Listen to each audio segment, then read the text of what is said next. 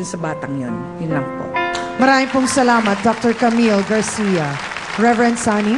Ang face-to-face po bilang ahensya po ng pagkakasundo, kapayapaan at reconciliation ay sensitibo din sa issue na morality. So mayroon pong pinagbabawal na relasyon, pinagbabawal na pag-iibigan. So dito po sa ating issue na ito, sa ating episode, kahit na may masalimuot na mga relasyon na ayon sa moralidad na Kristiyano ay ipinagbabawal, mayroon pong nangibabaw na noble na pagmamahal, wagas na pagmamahal. At yun po ang nakita ko kay Leo. Alam niya na may mga problema, ngunit inako pa rin niya ang pagmamahal niya kay Angel. Believe ako sa iyo, Leo, dahil yan po ang tunay na nagmamahal, nagpaparaya. Kaya sinabi ko sa iyo kanina, kahit sinabi kanina ni Angel na hindi kanya mahal, ngunit huwag kang ma-discourage. Suyuin mo siya, ligawan mo siya, dahil po pwedeng turuan din ang pagmamahal. So, ipakita nyo na kayo'y nilalang ng Diyos na marunong magmahal, marunong magkasundo, marunong magmahalan. Kung ano nasa isip nyo, kung ano ang tama, ay sundin nyo. Ngunit mayroon pong gumagabay na Diyos na siya pong may huling say sa lahat. Okay. Maraming pong salamat, Reverend Father Sunny Merida. Angel, makailang beses mo nang narinig na sinabi na talaga ni Luis na masakit man tanggapin, mahirap man lunukin, pero sinabi na niya na ayaw na niya sa'yo at hindi na siya babalik. Handa ka bang tanggapin na ang masakit na katotohanan na yon? Opo. Ayos na yun. Sabi nga, diba, pag mahal mo, paraya ka. Maintindihan mo yung desisyon niya. Mahal mo nga eh.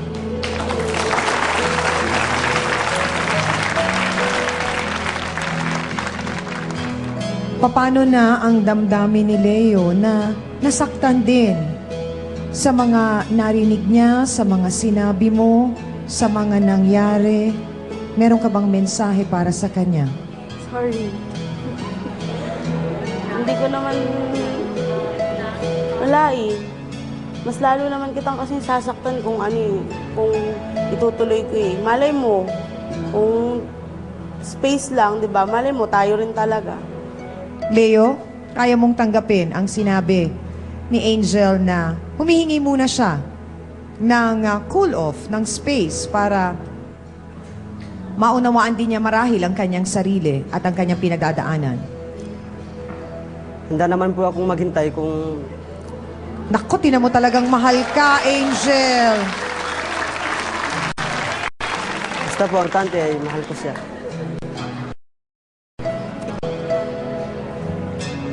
So, aantayin mo si Angel. Opo. Liligawan mo ba siya ulit? Ganun po siguro.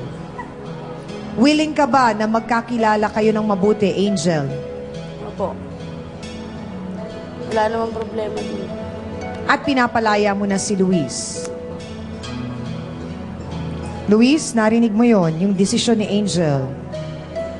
Na tanggap na niya ang desisyon mo. Meron ka pa bang gustong sabihin sa kanya? Para kay Angel, sorry na rin po. Sorry na rin. Ikaw, kuya. Kahit ikaw yung naging dahilan, bilib ako sa'yo.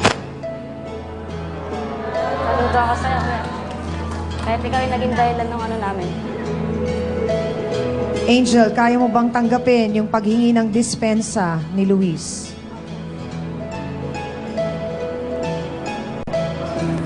Wala naman akong karapatan na hindi siya patawarin. Oo. Tao lang ako. So pinapatawad mo na si Luis at si Jonalyn.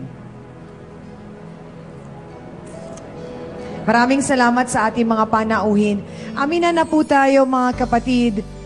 Ano ba ang ating natutunan sa ating pong issue ngayong araw na ito? Hindi ho bawal ang umibig. Sabi nga nila, love is important. Walang pinipili ang pagmamahal. Hindi rin po ito hinihingi o binibili. Wala po tayong karapatang husgahan ang sino man pong umibig o kung anumang pamamaraan ng pagmamahala natin. Ibinibigay lang ito sa taong karapat-dapat po. Ibig sabihin ay turuan natin ang ating puso na umibig sa taong nararapat pong ibigin. At pagdating sa pag-ibig, dapat daw maging tapat tayo. At sa sarili natin, sa taong karelasyon natin, higit sa lahat.